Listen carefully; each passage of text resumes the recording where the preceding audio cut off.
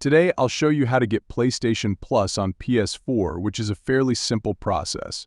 To begin, navigate to PlayStation Plus in the settings. Look for the yellow plus icon and select it to access PlayStation Plus. Once there, choose Join PS, which is typically located in the top right corner. Select the plan you want to purchase, then proceed to checkout, usually located in the bottom right corner. If you haven't added a payment method before, you'll need to do so now. After adding the payment method, confirm your purchase. You may be prompted to enter a password for confirmation. Once confirmed, your PS subscription will be active. If you don't want auto-renewal, follow these additional steps. Return to PlayStation Plus, then go to Manage Membership.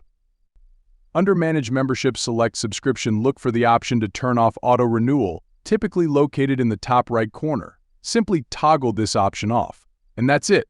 You've successfully acquired PlayStation Plus on your PS4. I hope you find this video helpful.